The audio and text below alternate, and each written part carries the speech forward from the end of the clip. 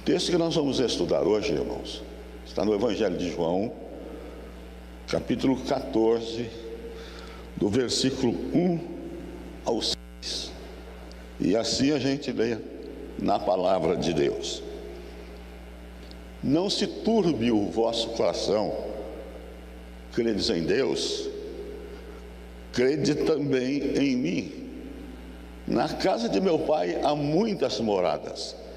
Se assim não fora, eu vos teria dito, pois vou preparar-vos lugar. E quando eu for e vos preparar lugar, voltarei e vos receberei para mim mesmo, para que onde eu estou, estejais vós também. E vós sabeis o caminho para onde vou. Respondeu-lhe Tomé: Senhor, não sabemos para onde vais. Como saber o caminho? Respondeu-lhe Jesus: Eu sou o caminho e a verdade e a vida. Ninguém vem ao Pai senão por mim.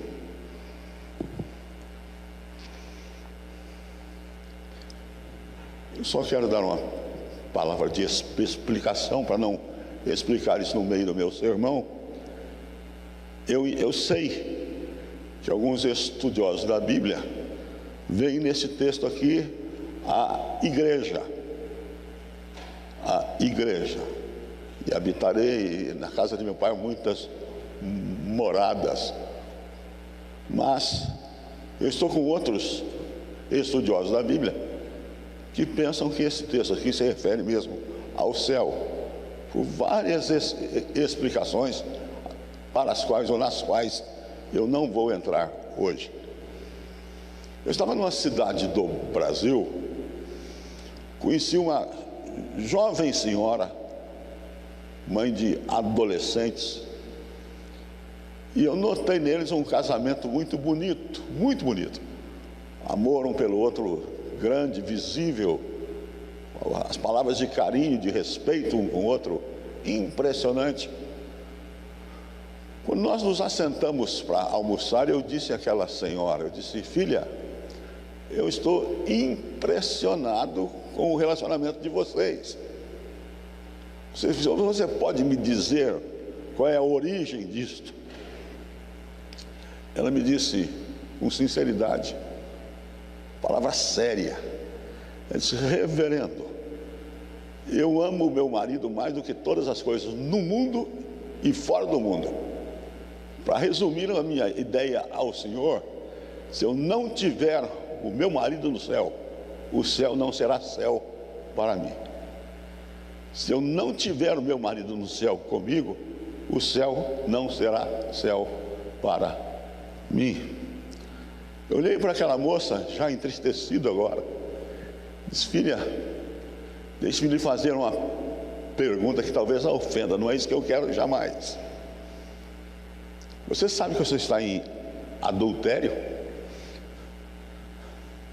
Mas como? Está, filha. Na Bíblia Sagrada está escrito que você está em adultério, que você é noiva do Senhor Jesus, e diz que se o seu esposo não estiver junto com você no céu, a presença de Jesus não basta.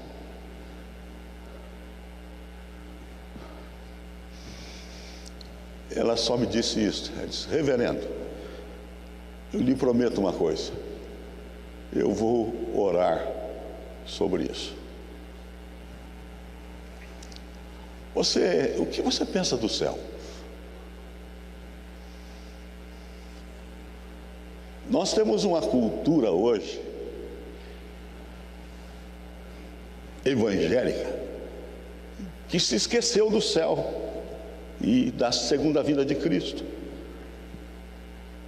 Simplesmente se fala do aqui, agora, de conforto, de paz, e até das bênçãos da segunda vinda de Cristo, mas só o lado antropológico, humano, caseiro do receber. E aqui nós temos muitas lições sobre o céu, mas eu quero que você entenda antes esse trecho do Evangelho de João. Cristo está para morrer. Ele já vê a sombra da cruz baixando sobre ele de maneira muito forte. E ele faz com os discípulos algumas coisas. Desde o capítulo 13, o 14, o 15 e o 16 e o 17, nós temos um discurso de Jesus. Um discurso grande, pesado eu digo teologicamente, com conceitos de uma profundidade incrível. Mas quando chega neste ponto, ele já fala da traição de Pedro, já diz, fala sobre o amor, e começa a dizer como será o céu. Diz várias coisas. Diz que nós não precisamos do medo mais. Diz também que para a gente crer nele e no Pai. Também diz assim, que ele vai, mas volta, para que onde ele está, estejam com ele os seus discípulos. E diz, respondendo à pergunta de um discípulo, que ele é o caminho para o céu, que nós vamos ao céu por causa do que ele faria por nós em seguida. Mas nós não temos tempo, nem o objetivo meu. Eu quero que você veja comigo nesse texto aqui 4 bênçãos do céu. 4 bênçãos do céu. O texto começa assim: não se turbe o vosso coração.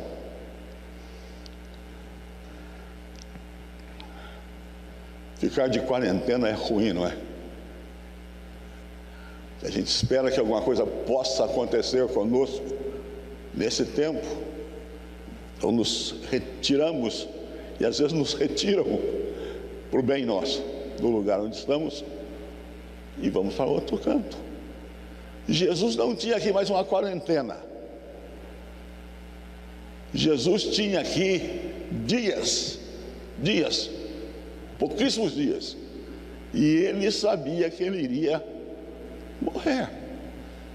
Você imagine quantas dificuldades os discípulos tiveram na vida inteira com Jesus, um mar em reviravolta, um demônio, um filho endemoniado, uma doença na casa de Pedro, e de repente o nosso Senhor Jesus começa a falar com seus discípulos sobre a morte dele.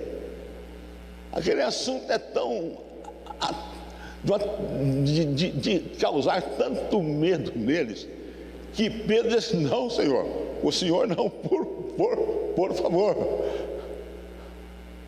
Então Cristo, ao falar da morte dele, tem que dizer assim: não se turbe o vosso coração. Quando você pega o livro de Atos, aliás, o final do Evangelho de Lucas, o capítulo 24, você vê 2 discípulos abandonando o barco, indo para a terra deles, certamente voltando para a profissão deles, amedrontado, decepcionado, ferido, machucado.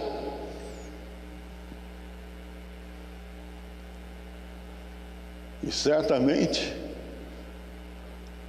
o diabo quis ter uma grande festa no céu, no inferno. Mas quando ele viu o que aconteceu antes da festa dele, ele compreendeu uma coisa. Não, ele entendeu, ele viu a vitória de Jesus sobre ele. E eu não sei se você sabe disso. Uma das coisas mais belas da Bíblia para mim, pessoalmente, em termos de aplicação pessoal, é o texto que diz assim: não temas, crê somente. Não temas, crê somente. Interessante, meu querido, você você que me vê na internet, o contrário de fé na Bíblia não é coragem. O contrário de fé na Bíblia é medo. E, consequentemente, o antônimo de medo é fé. Fé. Nas horas mais difíceis da vida, Jesus ensinou aqueles homens a terem fé. E quando ele vai passar pela morte sofredora, triste, bárbara, ele tem que consolar as mulheres que o acompanham, tem que da cruz deixar João cuidando de Maria, como se dissesse a cada um deles: não tenham medo, não tenham medo.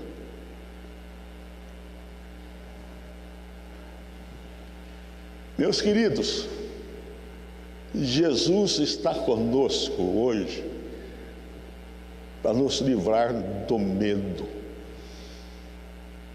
Jesus promete regressar para nos buscar. E Jesus diz assim: não fiquem perturbados com esta questão. E ele vai dar a explicação a seguir. Mas aqui ele simplesmente diz assim: creiam em Deus, creiam também em mim. Veja que coisa simples. Mais simples ainda quando você analisa que quem produz a fé no nosso coração é o Espírito Santo. A fé é um dom de Deus. Então você que está aí todo medroso, terrivelmente amedrontado, não precisa temer, precisa confiar. Mas o texto não para aí. O texto continua e diz assim: na casa de meu pai há muitas moradas. Se assim não fora, eu vos teria dito, pois vou preparar-vos lugar. Na casa de meu pai há muitas moradas. Veja a sutileza dessa palavra de Cristo. Quanta coisa ele diz: não é assim, não é assim. Uma das coisas que Cristo não concorda com a nossa a teologia de muita gente hoje, é a seguinte: que você tem que passar por uma série de provações, até depois de morto, para poder ir para o céu. Jesus não deixa esta possibilidade em aberto. Ele: na casa de meu pai há muitas moradas. Se assim não fora, eu vos teria dito. Você já passou pela busca de um aluguel? Já sofreu tendo que apresentar toda a documentação e dali a pouco alguém lhe diz simplesmente: olha, não foi aprovado o seu documento, o senhor não pode mudar para casa. Há uma tia minha, tia-avó, que ela estava lá na minha terra, num bairro chamado Campinho. E essa senhora teve um câncer violentíssimo, que a levou muito rapidamente, muito rapidamente. Um dia ela disse ao pai dela e ao esposo: chamem toda a nossa família aqui, eu quero conversar com eles. Ao quebrada, falando com dificuldade de respiração, ela lhes disse: queridos, vocês me perdoem, mas eu não sou boba. Eu tenho visto vocês chorarem lá fora, entrarem no quarto enxugando as lágrimas, sorrindo na marra, me falando palavras lindas, mas sem sentidas de verdade. Deixa eu lhes contar uma coisa só. Vocês sabem qual é a maior tristeza minha nesta vida? E quase todos eles disseram: não ter conseguido a sua casa. E ela sorriu e disse: pois é. E agora Deus vai me dar uma casa no céu. E vocês ficam chorando escondido.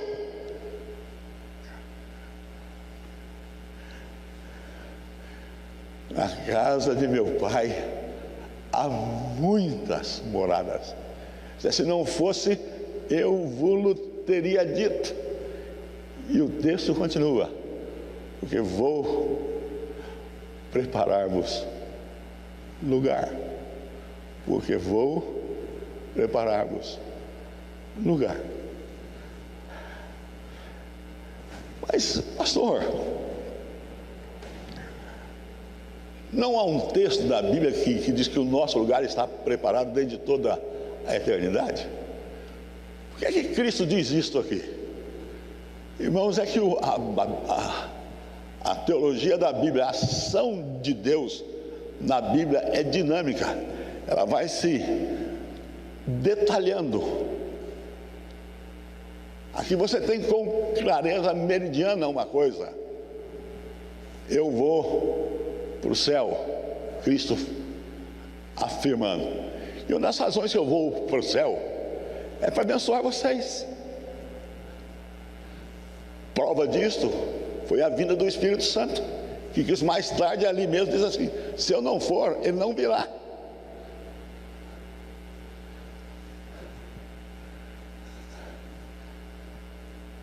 Vocês se lembram da brincadeira que eu faço com vocês? Às vezes, nesta hora eu digo uma coisa, eu digo: sabe, irmãos, graças a Deus eu não sou do departamento pessoal do céu. Porque alguém vem e diz: reverendo, o fulano é crente. Eu falo: não sei, filho. Só 3 pessoas sabem que eu sou crente: Deus, o diabo e eu. Certeza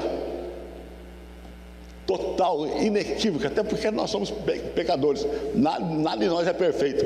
Até essa certeza não é perfeitérrima. Calvino dizia isso, que nós podemos alcançar isso na vida, e devemos alcançar isso na vida, e Deus quer que nós alcancemos isso na vida, e trabalhe em nós para que nós consigamos isso na vida. Mas Ele nos ajuda e diz assim: na casa de meu pai há muitas moradas, e eu vou preparar lugar para vocês. Eu estava fazendo regime e tinha um compromisso de pregar em Vitória. Eu estava num regime muito forte, já estava aqui, e reverendo Hernandes me convidou para pregar na igreja dele.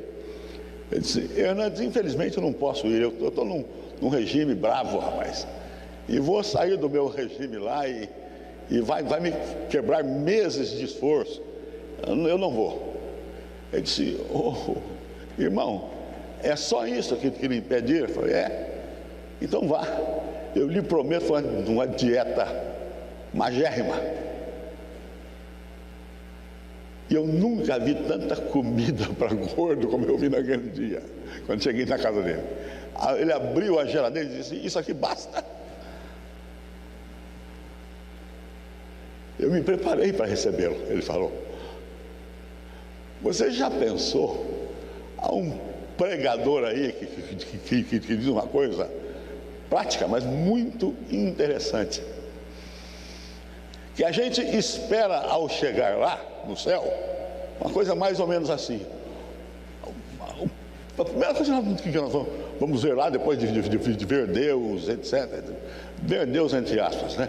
Através de Cristo, nós vamos passar por uma mansão fora do comum, e alguém, você vai dizer ao anjo: escuta, é o Antônio Carlos que vai morar aí? Não, não é não, senhor. Antônio Carlos é lá no final da rua só. Anda um pouco. Olha, é o João Antônio que vai morar aí. Uma casa linda também, não igual a outra. Até que ele vai ficando assustado, que as casas vão piorando de jeito de ser.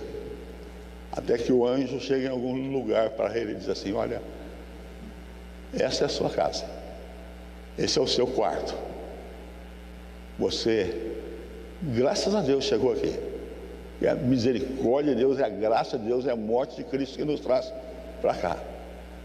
Mas alguns serão salvos pelo fogo. O apóstolo Paulo disse: a obra de alguém se queimar é perigosíssimo. Mas pense no contrário agora. Pense em Deus, você chegando no céu. Como eu gosto disso. Como eu gosto disso. Deus fazendo a chamada: Francisco, Felipe. E chega num ponto e diz assim: George Alberto Canelhas,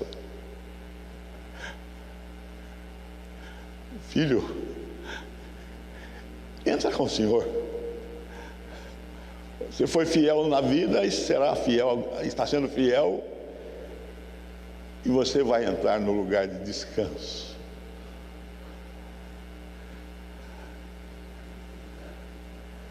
Vou preparar-vos lugar. Mas o texto não para aí. E para mim é a parte dele que eu mais gosto. Para que onde eu estou, estejais vós também. O céu é o lugar onde encontraremos com Cristo e jamais o deixaremos. Meu sogro, vocês já sabem, eu sempre o cito aqui, uma figura. Ele um dia me disse assim: ô Jorge, deixa eu lhe fazer uma pergunta. E quando ele fala isso, eu já me preparo para responder alguma pergunta teológica difícil. Aí ele diz assim: tem um monte de gente que diz assim: como eu queria ter estado aqui quando Cristo veio. Que bom teria sido ver os seus milagres. Que bom seria vê-lo humano como a mim. Mas sabe, Jorge, eu quando penso nisso, eu não concordo não. Porque não só ver a Jesus, mas estar com Ele o resto da eternidade que vem para frente, não existe coisa maior. Então eu quero estar com Cristo na eternidade toda. Você lembra que o apóstolo Paulo fala disso? Morrer é lucro. E morrer com Cristo é fora do comum. Não há nada que se compare a isto. E muito interessantemente, o trabalho da santificação é nos fazer cada dia desejar mais o céu. Tia Cacilda, mais uma vez, mas não por causa dela agora. Meu querido irmão Calvino, esposo dela, deu uma honra, alegria de batizá-lo já 90 e tantos anos. E um dia ele me disse assim: pastor, sabe que eu fico impressionado como Deus está me preparando para ir para o céu? Sério, olha, eu posso alistar ao senhor rapidinho 5 coisas que eu gostava demais de fazer, que a vida sem elas não tinha muito sentido para mim, que hoje não faço, não posso fazer mais nada. Citou como exemplo a sua carteira de motorista. Foi tomada a partir de uma certa idade. Contou-me para mim a mesma coisa do seu brevet de piloto de avião. Tiraram dele. Ele disse: a minha paixão era voar, a minha paixão era dirigir automóvel, e eu não posso fazer mais nada disso, então eu fico louco de vontade de ir para o céu.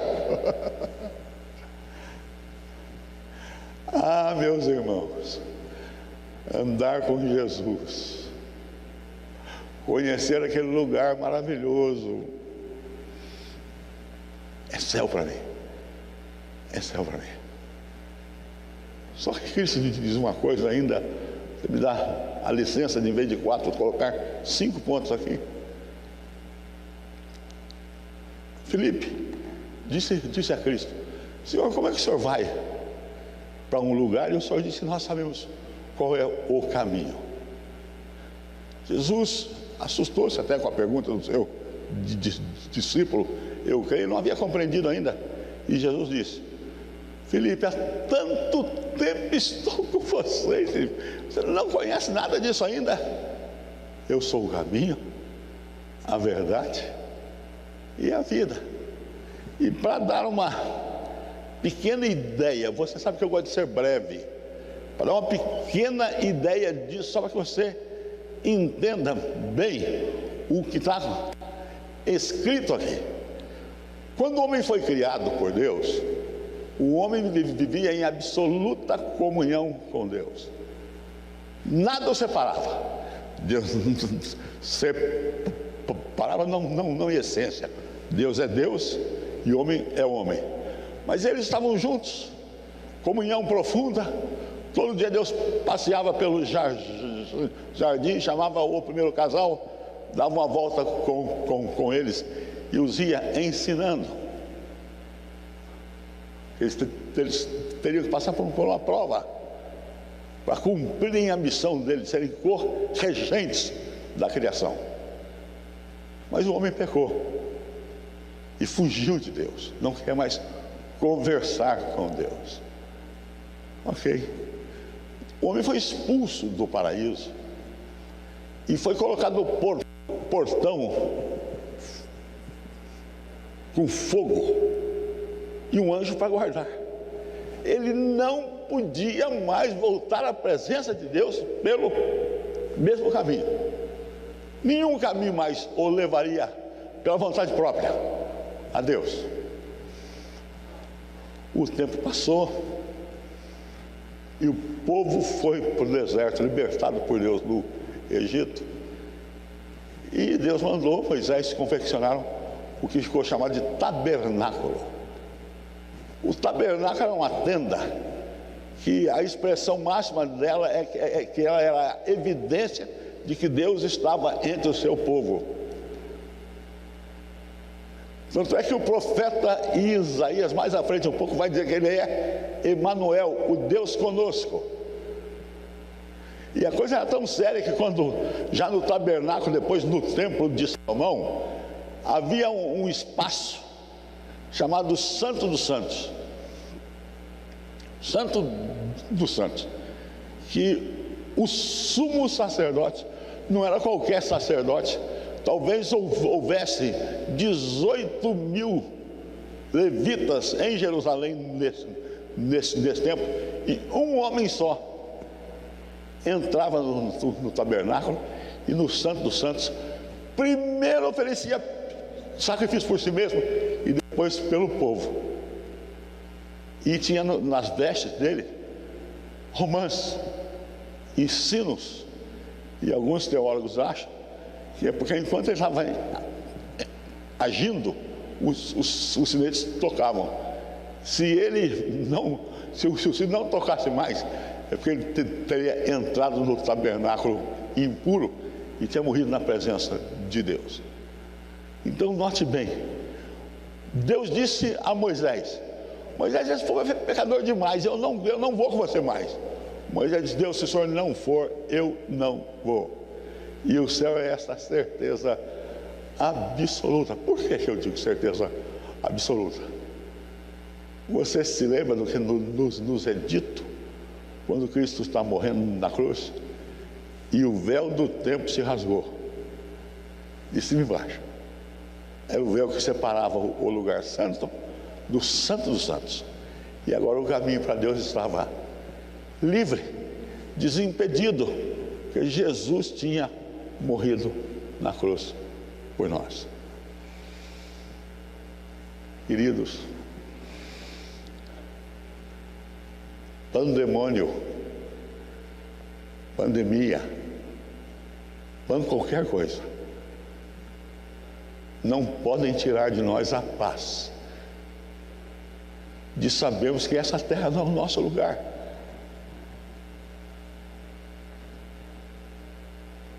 Que o Senhor que temos como nosso Senhor realmente é o Senhor Jesus Cristo.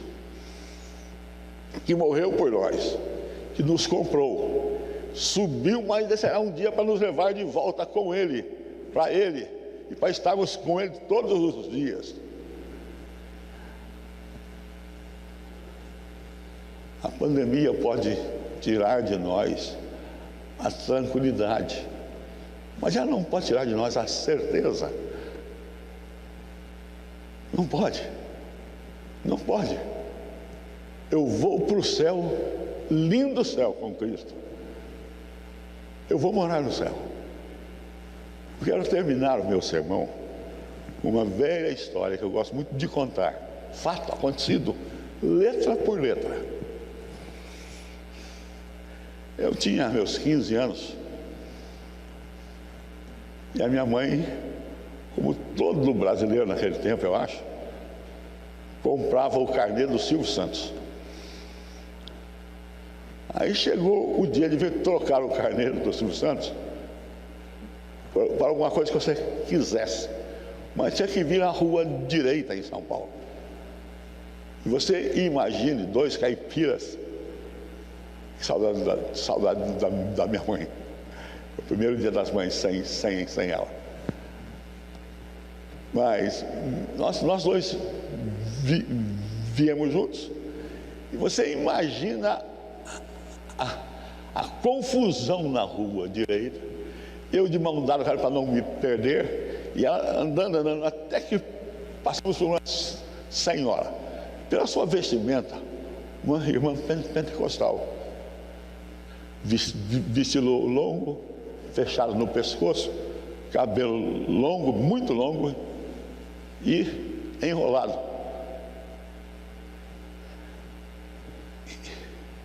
Eu olhei e aquela senhora distribuía folhetos, mas ela era uma máquina de distribuir folhetos. Ela fazia isso há tanto tempo que ela fazia, acho que mais rápido do que aquela máquina de ver cheques no banco. E eu quis dizer para ela, dar uma palavra de apoio para ela. Eu falei, mas como que eu vou parar? Ela falou, não tem jeito. Eu resolvi. Quando eu passei por ela, eu dei um grito. Já estava uns 5 metros, uns 5 passos na frente. Eu gritei para ela, irmã, eu também sou crente.